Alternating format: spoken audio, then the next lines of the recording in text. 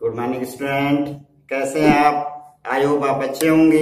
मैं अजय गुप्ता आज के इस लेक्चर में ट्रिग्नोमेट्रिक फंक्शन की एनसीईआरटी एक्सरसाइज 3.4 में कुछ ट्रिग्नोमेट्रिक इक्वेशन सॉल्व करने के लिए दिया गया है, उसको पढ़ाएंगे।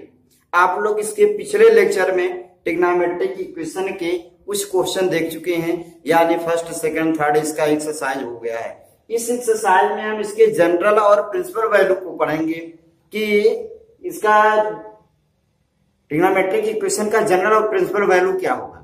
ये हर कंपटीशन में आपके पूछा जाता है, आपके बोर्ड में भी पूछा जाता है, आपके फर्स्ट ईयर क्लास में भी है। ठीक है, तो आप लोग बहुत ध्यानपूर्वक पढ़ेंगे।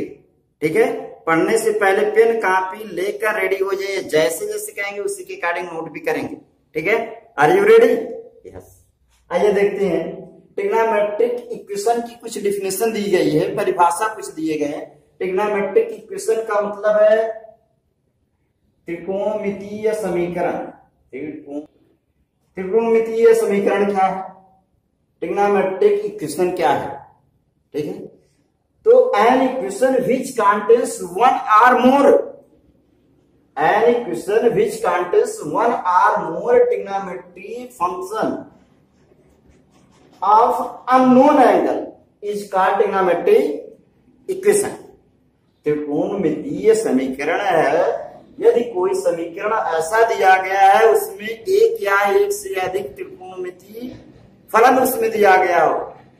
ठीक है, त्रिकोणमितीय फलन अगर दिया गया हो तो ऐसे समीकरण को क्या कहते हैं? त्रिकोणमितीय समीकरण कहते हैं। जैसे देख लीजिए, an equation which contains one or more trigonometric function unknown angles of unknown angles is called trigonometric equation.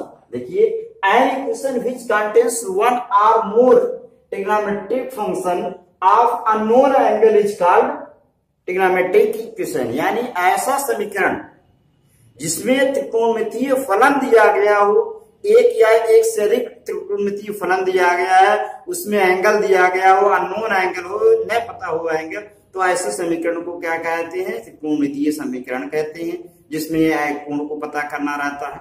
ठीक है ना। अब दूसरा की डिफिनेशन इसका क्या है?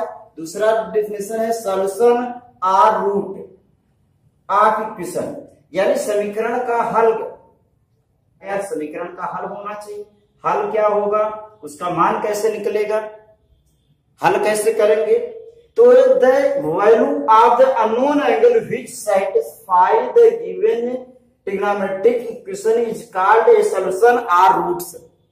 ठीक है ना, क्या डिफिनेशन है? सॉल्यूशन या रूट, समीकरण का हल या फिर उसके मूल, या फिर यहाँ पे हिंदी में इसको मूल भी कहते हैं। इसका मूल क्या होगा? The value of unknown angle, जो इसमें अननोन क्या है बताए थे ना, the value of unknown angle which satisfy the given trigonometric equation is called root और सॉल्यूशन। ट्रिग्नोमेट्री का हल कहलाएगा वह जो पता नहीं है था, जो अननोन एंगल था, जो न पता होने वाला कोण था, वह कोण जिसको उस समीकरण में त्रिकोणमितीय समीकरण पे रखने पर वह उसको सेटिस्फाई करे, संतुष्ट करे, तो वह जो हल होगा वो क्या कहलाएगा? उस समीकरण का हल या मूल कहलाता है। ठीक है, आ गया होगा ना समझ में क्या बताए हैं? Solution or roots of the value of unknown angle which satisfy the given trigonometric equation is called root or solution of given equations. फिर इसके बाद क्या? Principal value. हमको इस एक्सरसाइज में यही इंपॉर्टेंट है, प्रिंसिपल वैल्यू निकालना है। इस एक्सरसाइज में प्रिंसिपल वैल्यू ही निकालना है। प्रिंसिपल वैल्यू को हिंदी में कहते हैं, इसका मुख्य मान बताना है कि इसका मुख्य मान क्या होना चाहिए। ठीक है ना, इसका मुख्य मान क्या होना चाहिए? तो the solution of trigonometric equation laying in the interval 0 and 2 pi are called the principal solution। मुख्य मान उसका कहलाएगा क्या? द सॉल्यूशन ऑफ ट्रिग्नोमेट्रिक, जो ट्रिग्नोमेट्रिक इक्वेशन होगा उसका हल करने पर जो 0 और 2 पाई के बीच में, 0 और 2 पाई के बीच में जो एंगल आएगा वह एंगल क्या कहलाएगा? Principal value. ठीक है ना, प्रिंसिपल वैल्यू मुख्य मान कहलाता है। ठीक है ना, जो समीकरण को हल करने पर जो कोण बनता है, अगर वो कोण 0 और 2 पाई के बीच में यानी 0 से लेकर 360 के बीच में एंगल बनता है, वह एंगल ही क्या कहलाता है? उस समीकरण का मुख्य मान कहलाता है। फिर से एक बार डेफिनेशन देख लीजिए। The solution of trigonometric equation lying between 0 और 2 पाई इंटरवल है। कौन सा इंटरवल लगा है? 0 2 पाई में कौन सा इंटरवल है? क्लोज इंटरवल है। इन 0 का भी यूज कर सकते हैं, 2 पाई का भी यूज कर सकते हैं। 0 2 पाई के बीच में जितने भी नंबर होंगे, एंगल हो सकते हैं, सबके सब यूज होगा। ठीक है ना, तो क्या हो जाएगा? The solution of trigonometric equation lying between interval 0 to 2 pi is called the principal value. ठीक है ना। अब इसके बाद क्या है? इसके बाद जनरल इक्वेशन है, जनरल समीकरण है। ठीक है ना, जनरल सॉल्यूशन निकालना रहेगा, यानी इसका व्यापक मान, इसका व्यापक जो दिया रहेगा समीकरण, उसका व्यापक मान हमको निकालना रहेगा, व्यापक हल निकालना रहेगा कि व्यापक हल इसका क्या होगा। ये भी इंपॉर्टेंट है, आपको एक्सरसाइज में यही दो पूछा गया है, प्रिंसिपल वैल्यू और जनरल वैल्यू। ठीक है ना, तो the solution consisting of all possible solutions of A trigonometric equation is called its general solution. क्या हो जाएगा? The solution consisting of all possible solutions। जो यहां से प्रिंसिपल वैल्यू इसका आया था, वहां से वह तो प्रिंसिपल वैल्यू हो गया 0 to 2 पाई, लेकिन all possible solutions, ठीक है ना, all possible solution, जितने सोल्यूशन हो सकते हैं टोटल के टोटल सोल्यूशन क्या कहलाएंगे? उसका जनरल सोल्यूशन कहलाएगा, सामान्य हल कहलाएगा या व्यापक हल कहलाएगा। ठीक है, तो आई होप आप लोगों को डेफिनेशन समझ में आ गया होगा। डेफिनेशन को नोट करके नोट्स बनाकर हमारे पास तक अवश्य शेयर करेंगे। अब इसमें कुछ फार्मूला प्रूफ देख लीजिए, नोट कर लीजिए पहले। अब देखिए इसके कुछ जनरल सॉल्यूशन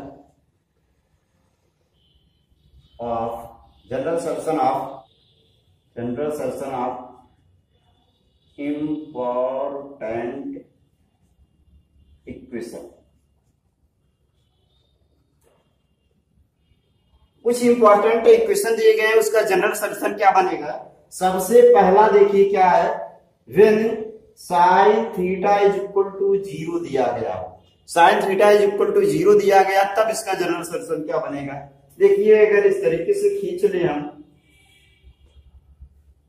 तो यहां से अगर ये x एक्सिस हो, x डैश एक्सिस हो, या y हो, y डैश एक्सिस हो, तो यहां से अगर कोई एंगल इस तरीके से बनाकर यहाँ पे ये राइट एंगल ट्राइंगल बन रहा है, ये O हो मान लीजिए, ये P हो और ये Q हो, ये एंगल आपका अगर x दिया गया हो, थीटा माना गया, थीटा अगर दिया गया हो, तो इसके रिस्पेक्ट में क्या हो जाएगा? ये हाइपोटेनस होने के कारण h अगर मान लिया गया हो, बेस होने के कारण P मान लिया गया हो, और परपेंडिकुलर होने के कारण अगर P मान लिया गया हो, तो sine theta is equal to 0 के लिए हमको फार्मूला प्रूव करना क्या होना चाहिए? यही है heading, general solution of the important equations. इसका प्रूफ देख लीजिए कैसे क्या बनता है, इसका फार्मूला क्या बनेगा?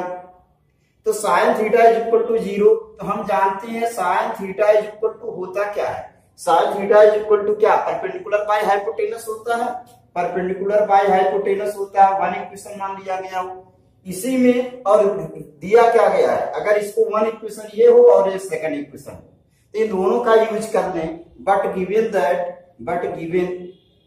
गिवन क्या है? Sine theta is equal to 0 दिया है, sine theta is equal to 0, ये सेकंड इक्वेशन है, फर्स्ट इक्वेशन है। अगर तो इन दोनों का अगर यूज करेंगे क्या? प्राइम इक्वेशन 1 एंड सेकंड, अगर इसका यूज करेंगे तब क्या हो जाएगा? आपको प्राप्त क्या हो जाएगा? v है। यहां से देखिए फर्स्ट, जब राइट साइड सेम हो तो लेफ्ट साइड सेम हो जाता है। दो इक्वेशन के राइट साइड अगर सेम हो तो लेफ्ट साइड सेम हो जाता है। किस नियम से? कौन दिए हैं ये नियम? इक्वलिड ने ये दिए थे, मैथमेटिशियन इक्वलिड ने दिए थे। अगर लेफ्ट साइड सेम है तो राइट साइड भी सेम हो जाएगा। तो यहां से क्या बनेगा? p by h is equal to क्या हो जाएगा? 0। क्रॉस मल्टीप्लाई करेंगे, P इज इक्वल टू क्या हो जाएगा 0।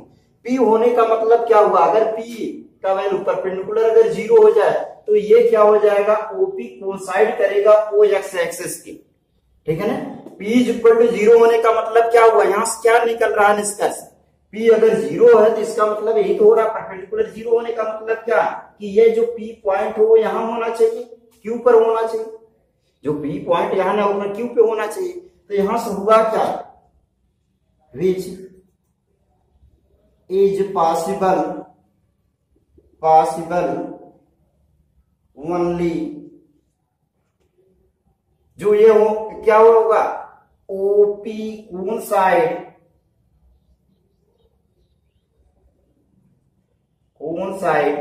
टू OX और OX डैश, ठीक है ना। ये कब, ये P परपेंडिकुलर 0, किसी भी ट्रायंगल में परपेंडिकुलर 0 होने का मतलब क्या, ये जो हाइपोटेनस इस तरीके से आ रहा है ये यहां होना चाहिए, अगर यहां हो जाएगा तभी तो कोइंसाइड करेगा। वही लिखे हैं which is possible only OP coincide to OX और OX डैश, इस पे कोइंसाइड करेगा। अब एंगल के रूप में क्या जान रहे हैं, यहाँ पे 0 डिग्री बनता है या 90 डिग्री बनता है या π/2 बनता है, यहाँ क्या बनता है, यहाँ पे पाई बनेगा, यहाँ पे 3π/2 बनता है और यहाँ पे 2π बनता है। इस तरीके से देखेंगे, फिर अगर बढ़ाएंगे तो ये क्या हो जाएगा 5π/2 हो जाएगा, फिर ये 6π/2 यानी 3π हो जाएगा, 3π हो जाएगा, ये 7π/2 हो जाएगा, 8π/2, 8π/2 का मतलब क्या 4π हो जाएगा, 4π। इस तरीके से देख रहे हैं, जब कोइंसाइड करेगा तो एंगल क्या बनेगा, जब कोइंसाइड करेगा तब एंगल क्या बनेगा, या तो 0 बनेगा या पाई बनेगा या फिर 2π बनेगा या फिर 3π या 4π बनेगा। तो यहां से क्या बनेगा कि जो एंगल का वैल्यू बनेगा, डायरेक्ट लिख दे रहे हैं, एंगल का वैल्यू जो बनेगा या थीटा का जो वैल्यू बनेगा वो कोइंसाइड करेगा, क्या हो जाएगा, या तो पाई होगा, 2π होगा, यानी 0 भी हो सकता है, 0π, 2π, 3π, इस तरीके से बनेगा। या फिर ऐसा भी हो सकता है क्या, -π, -2π, माइनस में 3π, इस तरीके से भी हो सकता है। तो कुछ भी वैल्यू होगा तो यहां से जनरल वैल्यू निकालेंगे, देयरफॉर द जनरल वैल्यू या solution of sine theta is equal to 0 के लिए थीटा का वैल्यू क्या बनेगा, n π हो जाएगा, ठीक है ना, n π हो जाएगा। और where n belong to integer होगा, कोई भी इंटीजर होगा, ये जब लिखे इंटीजर का मतलब क्या, 0, 1, 2, 3, -1, -2, -3 कुछ भी हो सकता है, ठीक है। तो नोट कर लीजिए इतना। अब इसमें दूसरा फार्मूला देख लीजिए, आप दिया हो अगर cos theta is equal to 0 दिया हो, cos theta is equal to 0 दिया हो, तब इसके प्रूफ के लिए देख लीजिए इसका प्रूफ, यानी इस पे क्या बनेगा सॉल्यूशन। तो इसके लिए क्या हो जाएगा, cos theta, we know that cos theta is equal to, हम क्या जान रहे हैं, cos theta is equal to base by hypotenuse, यानी आधार बटे कर्ण हो जाएगा। तो ये बेस बाय क्या होगा, हाइपोटेनस होगा, ये हो जाएगा, इसको फर्स्ट इक्वेशन मान लीजिए। बट गिवन क्या है कि cos theta is equal to 0 given है, सेकंड इक्वेशन, फर्स्ट सेकंड दोनों इक्वेशन का अगर यूज कर लीजिए, from equation first and second का अगर यूज करिए तब क्या बनेगा, फर्स्ट सेकंड का यूज कर लेंगे, जब लेफ्ट साइड सेम है तो राइट साइड भी सेम हो जाएगा, यानी b/h इज इक्वल टू क्या 0, यहां से बनेगा b इज इक्वल टू क्या 0 हो जाएगा, यहां से क्या बनेगा, implies that b/h is equal to 0, b is equal to 0। अब ये b मतलब क्या हुआ, अब ये बेस 0 होगा, ठीक है ना। अब बेस 0 हो जाए, और जब बेस 0 हो रहा तो क्या हो जाएगा, बेस 0 हो जाएगा तो ये क्या होगा, ये रोटेट करते हुए क्या हो जाएगा, यहाँ पे हो जाएगा, ये हाइपोटेनस रोटेट करके यहाँ हो जाएगा, तभी तो बेस 0 होगा। तो इसको रोटेट करके अगर यहाँ पे हो जाएगा तो तभी 0 होगा। यहाँ लिख लीजिए, विच इज पॉसिबल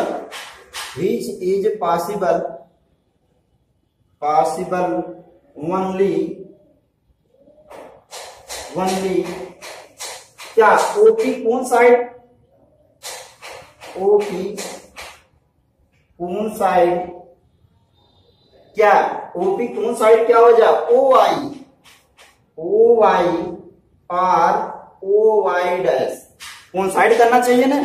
ये जो ओपी है जैसे इसके पहले बताए थे ये कौन साइड इसके, इसी तरीके से ओपी जो होगा वो कौन साइड करेगा क्या, ओ वाई या ओ वाई डैश पे कौन साइड करेगा। अब जब इसके बराबर हो जाएगा ये बना दें एंगल ये, अब जब कौन साइड हो जाएगा तो क्या हो जाएगा, यहाँ से थीटा का जो वैल्यू बनेगा, थीटा का वैल्यू क्या बनेगा। अब देखिए चाहे ऊपर बनेगा तो pi by 2, 5 pi by 2, 3 pi by 2, 7 pi by 2, क्या दिख रहा है, यही तो आ रहा है। देखिए एक बार पाई बाई 2 आ रहा है तो यहाँ से पाई बाई 2 आ रहा है, फिर क्या हो जा रहा है, देखिए यहाँ से 3 पाई बाई 2 आ रहा है, फिर क्या बन रहा है 5 पाई बाई 2 बन रहा है, फिर क्या आ रहा है 7 पाई बाई 2 बन रहा है। इसी तरीके से बनता चला जाएगा। तो 8 नंबर में बन रहा है, 8 नंबर में बन रहा है, 8 नंबर में बन रहा है, पॉजिटिव निगेटिव दोनों बनेगा, पॉजिटिव निगेटिव एंटी क्लॉकवाइज होता है निगेटिव हो जाता है, तो पॉजिटिव निगेटिव दोनों बनेगा। तो यहां से थीटा का जनरल जो वैल्यू होगा तो देयरफॉर जनरल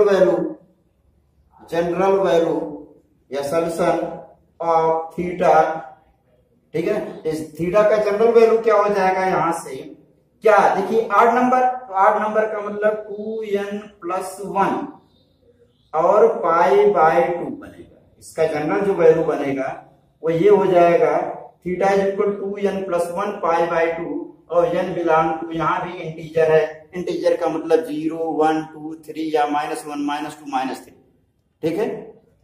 या फिर यहाँ वैसे लिख सकते हैं प्लस माइनस डायरेक्ट लिख सकते हैं, प्लस माइनस इनडायरेक्ट लिख सकते हैं, ठीक है।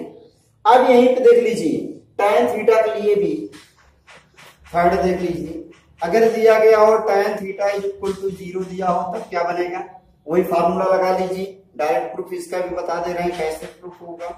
tan थीटा का फार्मूला क्या होता है, tan theta is equal to perpendicular by base, तो परपेंडिकुलर बाई बेस हो जाएगा ये फर्स्ट इक्वेशन, बट गिवन क्या है tan theta is equal to 0 given है, सेकंड इक्वेशन है।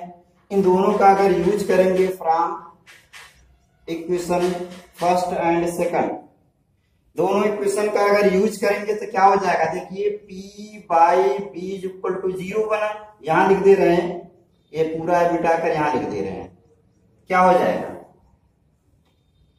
देखिए p बाई क्या बन रहा है, p बाई बी बनेगा ना, p by B is equal to 0, तो यहां से p इज इक्वल टू 0 बना, और p इज इक्वल टू 0 अभी इसके पहले बताए थे परपेंडिकुलर का वैल्यू जब 0 हो जाएगा तो ये हाइपोटेनस जो OP होगा वो कोसाइड करेगा क्या, OX की, वही लैंग्वेज यहां भी लिख सकते हैं, विच इज पॉसिबल ओनली, वही लैंग्वेज लिखेंगे क्या, विच इज पॉसिबल ओनली OP कौन साइड क्या, OP कौन साइड करना चाहिए किसके, OX और OX डैश पास, OX डैश इसके कौन साइड होना चाहिए, जैसे इसके पहले लिखे थे। तो थीटा का वैल्यू क्या बनेगा, अभी आया था ना, देखिए क्या आया था, 0 आया है, पाई 2 पाई 3 पाई 4 पाई, तो हो जाएगा प्लस माइनस क्या, पहले 0 आ जाएगा, 0 plus minus pi plus minus 2 पाई, इस तरीके से बनता चला जाएगा। तो जनरल वैल्यू जो बनेगा थीटा का क्या बनेगा, n पाई, इसका जो वैल्यू बनेगा जनरल वैल्यू n पाई बनेगा, और यहाँ भी n बिलोंगिंग टू z है, यानी कोई इंटीजर है, हिंदी में क्या कहेंगे, पूर्णांक है, ठीक है, हिंदी में क्या कहेंगे इसको, पूर्णांक है। तो सेम तीनों एक ही रूल पर है, ठीक है ना, तीनों एक ही रूल पे, एक आ गया होगा पहला तो सब उसी रूल पे सब आ जाएगा, ठीक है ना, आ गया होगा समझ में, नोट कर लीजिए। अब स्टूडेंट देखिए फोर्थ फार्मूला आ गया, इसी तरीके से इंपॉर्टेंट फार्मूला है। अगर ऐसा क्वेश्चन दिया हो sine theta is equal to sine alpha, इस रूप में दिया हो तब इसका प्रूफ देख लीजिए कैसे करेंगे, डायरेक्ट इधर ला दीजिए, ट्रांसफर कर लीजिए, sine theta minus sine alpha is equal to क्या हो जाएगा, 0 हो जाएगा। अब एक फार्मूला जानते हैं sine C minus sine D का फार्मूला क्या है, 2 cos c plus D by 2 into sine C minus D by two. ये फार्मूला बताएं। जो लोग जिनको फार्मूला नहीं याद है या जो लोग पिछला लेक्चर नहीं देखे हैं वो उसको देख लीजिए। एक कंप्लीट वीडियो दिए हैं जिसमें टोटल ट्रिग्नोमेट्री के फार्मूले दिए गए हैं, उसको देखने सभी फार्मूला आ जाएगा। तो अब यहाँ देखिए इस फार्मूला लगा दीजिए, क्या हो जाएगा 2 cos c plus D by two and theta plus alpha by two into sine theta minus alpha by two is equal to 0। यहाँ से दो केस बनाए, अगर इसको इधर भेज दे क्या बनेगा case, if cos theta plus alpha by two is equal to 0, या फिर क्या बनेगा if sine theta minus alpha by two is equal to 0। दो केस बनेगा। अगर ये 0 हो गया है तो ये 0 के लिए फार्मूला भी अभी इसके प्रैक्टिकल तुरंत प्रूव किए हैं। cos theta is equal to 0 हो तो यहाँ से जनरल फार्मूला क्या बताए हैं थीटा के लिए 2n प्लस 1 पाई बाई 2 ये बताए हैं। तो इसका अगर यूज कर लीजिए तो यहाँ से क्या बनेगा देखिए cos theta plus alpha by 2 is equal to 0 के लिए तो बताया गया। ये हो जाएगा cos में क्या 2n प्लस 1 पाई बाई 2। अब यहाँ से कंपेयर अगर कर लीजिए तो क्या बनेगा theta plus alpha by 2 is equal to 2n plus 1 और पाई बाई 2। ये इससे कैंसिल हो जाएगा। यहाँ से थीटा का वैल्यू क्या बनेगा 2n प्लस 1 पाई माइनस अल्फा हो जाएगा। ठीक है ना। यहाँ से ये हो जाएगा क्या चीज थीटा इज इक्वल टू यहाँ से 2n प्लस 1 पाई माइनस ये प्लस इधर आकर माइनस। यहाँ से क्या बनेगा अगर ये 0 हो तो यहाँ पे एक फार्मूला पढ़े हैं का साइन थीटा। साइन थीटा अगर 0 हो तो इसके लिए बताएं तो जनरल फार्मूला क्या theta is equal to n pi बताएं। अगर उसका यूज कर लीजिए ये क्या लिख लीजिए साइन n पाई लिख लीजिए n पाई हो जाएगा। तो कंपेयर करेंगे यहाँ से theta minus alpha by 2 is equal to n pi हो जाएगा। Cross multiply theta minus alpha is equal to 2n pi हो जाएगा। इसको इधर में लिख दीजिए theta is equal to 2n pi plus alpha होगा। ठीक है ना। बट जल्दी जल्दी बता रहे हैं क्योंकि उस ट्रिग्नोमेट्री इक्वेशन की तरीके से है जो पिछला हम सॉल्व किए उसी तरीके से है। क्रॉस मल्टीप्लाई इजी है इसलिए थोड़े जल्दी जल्दी बोल रहे हैं। अब फर्स्ट इक्वेशन है ये सेकंड इक्वेशन है। अब इन दोनों का अगर यूज कर लीजिए फ्रॉम इक्वेशन क्या फर्स्ट एंड सेकंड का अगर यूज करिए तब क्या हमको प्राप्त होगा देखिए वी हैव हमको प्राप्त क्या होगा क्या चीज देखिए यहाँ पे लिखा गया माइनस और यहाँ पे प्लस लिखा गया वही चीज 2n पाई है 2n पाई है। अगर पाई का मल्टीप्लाई कर लेंगे 2n पाई प्लस 1 तो फिर माइनस में अल्फा है और यहाँ 2n पाई प्लस अल्फा यानी ये इवन पर प्लस हो रहा है और आठ पर क्या हो रहा है माइनस हो रहा है। आठ पर माइनस इवन पे प्लस हो रहा है। इन दोनों को अगर कंबाइन करा देंगे कंबाइन इक्वेशन कराएंगे तो थीटा का जो जनरल वैल्यू होगा वो क्या हो जाएगा n पाई प्लस माइनस 1 के पावर n अल्फा होगा। ये फार्मूला बनेगा थीटा का। ठीक है ना। जनरल वैल्यू जो बनेगा जनरल फार्मूला है ये जनरल फार्मूला जनरल वैल्यू या सॉल्यूशन। ठीक है ना। जनरल सॉल्यूशन ये है थीटा इक्वल टू n पाई। क्यों ऐसा हो रहा है देखिए n का वैल्यू अगर 1 रख देंगे तो क्या हो जाएगा पाई माइनस अल्फा हो जाएगा और यहाँ भी देखिए पाई माइनस जैसे ही इवन हुआ इवन की जगह पे क्या हो जाएगा ये प्लस तो अपने आप इवन की जगह प्लस है। ठीक है। आई होप आप लोगों को समझ में आ गया होगा। नोट कर लीजिए। अब देखिए student 5 question cos theta is equal to cos alpha कर दिया गया तो इसको ट्रांसफर इसका भी प्रूफ हम बता रहे हैं। इसको ट्रांसफर कर लीजिए क्या हो जाएगा cos theta minus cos alpha is equal to 0 हो जाएगा। अब cos c माइनस डी का फार्मूला देखिए cos c minus cos d का फार्मूला होता है माइनस में sine c plus D by 2 into sine c minus D by 2 ये फार्मूला होता है। ठीक है ना। अगर यहाँ माइनस न लगाए होते क्या हो जाता है d माइनस c बाई 2 हो जाता है।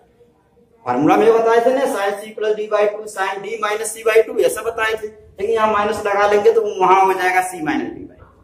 अब इसका यूज करिए तो क्या हो जाएगा देखिए 2 sine theta plus alpha by 2 into sine में क्या हो जाएगा theta minus alpha by 2 is equal to 0 होगा। यहाँ प्लस होगा यहाँ माइनस यहाँ से भी दो केस बना ये माइनस हो जाएगा माइनस रहेगा माइनस फार्मूला होता है। यहाँ से भी दो केस बना क्या इफ यहाँ से साइन माइनस 2 को इधर भेज देंगे 0 में हो जाएगा इसलिए उसको नहीं लिख रहे हैं। Sine theta plus alpha by 2 is equal to 0 या फिर क्या बनेगा sine theta minus alpha by 2 is equal to क्या बनेगा sine theta minus alpha is equal ये 0 बनेगा। अब ये अगर 0 हुआ है तब क्या हो जाएगा, अगर ये 0 हुआ है तो यहां से अभी बताया है ना फार्मूला क्या, sine theta is equal to 0 theta is equal to n pi होता है। तो यहां से वो क्या जाएगा, theta plus alpha by 2 is equal to n pi, इसका जनरल फार्मूला बताए हैं, क्रॉस मल्टीप्लाई कर लीजिए, theta plus alpha is equal to 2n pi. तो यहां से थीटा का वैल्यू क्या हो जाएगा, 2n पाई माइनस अल्फा हो जाएगा। और यहां से क्या बनेगा, अगर ये 0 हुआ होता तो theta minus alpha by 2 is equal to क्या, n पाई, यहां से उधर cross multiply, theta is equal to 2n pi, और यहाँ 2n पाई ये इधर जाएगा क्या, माइनस है, इधर जाकर प्लस में हो जाएगा अल्फा।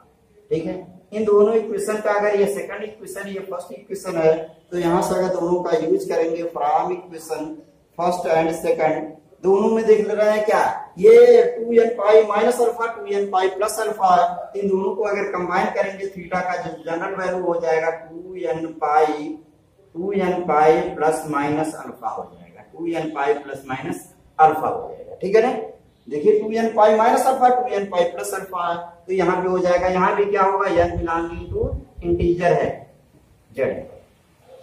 ठीक है, आई होप आप लोगों को समझ में आ गया होगा, नोट कर लीजिए। अब स्टूडेंट देखिए 6 क्या है, अगर वो ऐसा हो sine tan theta is equal to tan alpha के रूप में हो तब कैसे होगा, इसका प्रूफ देख लीजिए। tan को लिख सकते हैं sine theta by cos theta is equal to, इसको लिख सकते हैं sine alpha by cos alpha हो जाएगा, क्रॉस मल्टीप्लाई कर लीजिए, sine theta into cos alpha is equal to sine alpha into cos theta हो दीजिए, अगर हो जाएगा sine theta into cos alpha minus में cos theta into sine alpha. बहुत इजी है इसलिए जल्दी जल्दी बता दे रहे हैं, इसको इधर करेंगे माइनस में हो जाएगा। किसका फार्मूला है, साइन ए माइनस बी का फार्मूला है, यानी sine theta minus alpha is equal to 0 हो जाएगा। साइन ए माइनस बी का फार्मूला ऐसा होता है। अब साइन ए माइनस बी अभी बताए, sine theta is equal to 0 तो theta is equal to n pi general equation होता है, तो यहां से क्या हो जाएगा, थीटा माइनस अल्फा, यही तो बताया है ना, लिख सकते हैं sign n pi general equation बताया गया है, तो कंपेयर कर लेंगे तो क्या हो जाएगा, कंपेयर करेंगे theta minus alpha is equal to क्या हो जाएगा, n पाई हो जाएगा, n पाई लिख दिए, और इधर अल्फा को ले जाएंगे, थीटा का वैल्यू क्या हो जाएगा, n पाई, और ये माइनस इधर जाकर प्लस में अल्फा हो जाएगा। इस तरीके से ये इसके tan का भी फार्मूला हो गया। ठीक है, नोट कर लीजिए। अब देखिए स्टूडेंट अगला फार्मूला है, अगर जनरल इक्वेशन ही बताना हो अगर स्क्वायर के रूप में हो, जैसे पहला कह दिया गया हो, पहला नहीं 6 तक हो गया था ना, 6 तक हो गया है 7। अब 7 फार्मूला देखिए क्या हो जाएगा, 7 फार्मूला इस टाइप में हो, sine square theta is equal sign square alpha, दोनों स्क्वायरिंग में हो तब कैसे करेंगे, अगर दोनों इस तरीके से स्क्वायरिंग में हो तो क्या करेंगे, इस पे अगर मल्टीप्लाई कर दिया जाए, ठीक है ना, इस पे मल्टीप्लाई कर दिया जाए 2 का अगर मल्टीप्लाई कर दिया जाए तब क्या हो जाएगा, 2 का both side multiply 2 sine theta is equal to क्या हो जाएगा, 2 साइन स्क्वायर अल्फा, यहाँ स्क्वायर हो जाएगा। ठीक है, अभी एक फार्मूला आप लोग जान रहे हैं क्या, cos 2 theta is equal to 1 minus 2 sine square. ठीक है ना, 2 साइन स्क्वायर थीटा होता है, यहां से 2 साइन स्क्वायर थीटा का अगर वैल्यू निकालें, 2 साइन स्क्वायर थीटा का वैल्यू निकालें तो क्या हो जाएगा, यहां से ये इधर ला दे, इसको इधर ले जाए तो हो जाएगा 1 माइनस cos 2 थीटा, इस तरीके से हो जाएगा। अब 2 साइन स्क्वायर थीटा का वैल्यू क्या 1 माइनस 2, इसकी जगह क्या हो जाएगा 1 माइनस हो जाएगा cos 2 theta is equal to यहाँ भी 1 माइनस cos 2 अल्फा हो जाएगा। ठीक है ना, देखिए इसको इधर ला दिए तो ये इधर हो जाएगा। फार्मूला पढ़ चुके हैं आप लोग, जो लोग नहीं पढ़े हैं एक अलग से कंप्लीट ट्रिग्नोमेट्रिक फार्मूला दे दिए हैं, उसको देख लीजिए, आ जाएगा समझ में। अब यहाँ से क्या बना, यहाँ पे 1 माइनस cos 2 थीटा, अब देखिए दोनों साइड 1 में है, पाई की पाई कैंसिल हो जाएगा, माइनस में cos 2 theta is equal to minus में cos 2 अल्फा है, ये इससे कैंसिल हो जाएगा, इस तरीके से कैंसिल हो जाएगा। अब इस जब cos 2 theta is equal to cos 2 alpha है तो इसके रिस्पेक्ट में फार्मूला क्या जान रहा है, cos 2 theta is equal to cos 2 alpha है, इसके लिए फार्मूला क्या बताए थे, अभी ये लिख देते हैं, cos theta is equal to cos alpha अगर था तो थीटा का वैल्यू क्या था, 2n pi plus minus alpha था। ठीक है, अब वही फार्मूला यहाँ लगा दीजिए, वही फार्मूला लगाइए, क्या बनेगा 2 थीटा इज इक्वल टू क्या, थीटा का जनरल वैल्यू निकाल रहे हैं, जनरल वैल्यू यहीं से निकाल रहे हैं, तो थीटा का जनरल वैल्यू के लिए क्या हो जाएगा 2n पाई हो जाएगा। फिर कह रहा प्लस माइनस होना चाहिए, अल्फा अल्फा की जगह 2 अल्फा। अब 2 थीटा इज इक्वल टू क्या, 2 कॉमन ले लीजिए, वो क्या जाएगा यहाँ से n pi plus minus alpha, ये 2 से 2 कैंसिल, थीटा का वैल्यू क्या हो जाएगा n pi plus minus alpha. ये इसके लिए फार्मूला, ठीक है, इसके लिए ये फार्मूला है। इसी तरीके से अगर ये दिया होता, इस टाइप में अगर दिया होता, यहाँ पे 8 है क्या, अगर दे दिया होता cos square alpha theta is equal to cos square alpha, इस टाइप में अगर दिया होता तब क्या बनता, इसके लिए भी वही चीज 2 का मल्टीप्लाई कर लीजिए, 2 cos square theta is equal to 2 cos square alpha हो जाएगा। अब जैसे ये बताए हैं 2 का मल्टीप्लाई करके, तो वहां भी बनेगा इस तरीके से, फार्मूला होता है cos 2 theta is equal to 2 cos square theta minus 1 होता है। अब ये इधर आ जाएगा 2 cos स्क्वायर, तो क्या हो जाएगा cos 2 थीटा प्लस 1 हो जाएगा, तो यहाँ से यही फार्मूला है, यही से ट्रांसफर कर लेंगे, 2 cos स्क्वायर थीटा की जगह हो जाएगा 1 प्लस क्या हो जाएगा 1 plus cos 2 theta is equal to, इधर भी हो जाएगा 1 प्लस, इसको अगर बिटा दें, तब क्या हो जाएगा cos 2 अल्फा, 1 से 1 कैंसिल हो जाएगा, cos 2 theta is equal to cos 2 alpha हो गया। यहाँ भी थीटा का जनरल फार्मूला निकालेंगे, तभी cos theta is equal to cos alpha, ये theta is equal to 2n pi plus minus alpha, ये हो जाएगा 2 थीटा इज इक्वल टू क्या हो जाएगा 2n pi plus minus alpha, यानी 2 alpha, 2 theta is equal to 2 common ले लीजिए, n pi plus minus alpha हो जाएगा, 2 से ये 2 कैंसिल, थीटा का value n pi plus minus alpha हो जाएगा इसके लिए, ठीक है। एक और फार्मूला है, अगर इसका 9 फार्मूला देखें तब क्या हो जाएगा, अगर tan square theta is equal to tan square alpha है, ठीक है ना, tan square theta is equal to tan square alpha है, तब इसके लिए क्या बनेगा, यहाँ से tan थीटा का वैल्यू बनेगा plus minus tan alpha, under root ले लीजिए वो साइड, अब ये हो जाएगा tan theta is equal to क्या हो जाएगा tan एंगल में प्लस माइनस अल्फा हो जाएगा, ठीक है ना। अब देखिए यहाँ पे tan theta is equal to tan alpha के लिए क्या फार्मूला था, tan theta is equal to tan alpha के लिए फार्मूला था theta is equal to n pi plus alpha था, यही था ना। तो यहाँ से बना लीजिए, थीटा का वैल्यू क्या हो जाएगा n पाई प्लस, ठीक है ना, प्लस होना चाहिए अल्फा, लेकिन पहले से प्लस माइनस है, तो प्लस माइनस अल्फा हो जाएगा, यही इसके लिए फार्मूला। यानी देख रहे हैं तीनों के लिए, चाहे sine square equal to cos square या cos square equal to cos square या tan square equal to tan square में हो, तीनों के लिए सेम फार्मूला है, एक ही फार्मूला है, ठीक है, नोट कर लीजिए। अब देखिए student, general value of the angle satisfied two equation, दो इक्वेशन अगर दिया हो उसका जनरल वैल्यू कैसे निकालते हैं, सामान्य सूत्र उसका कैसे निकालते हैं, व्यापक थीटा का व्यापक मान उसका कैसे निकालते हैं। तो एक का निकाल लीजिए, इसका निकाल लीजिए, इसका निकाल लीजिए, अलग अलग निकाल लीजिए।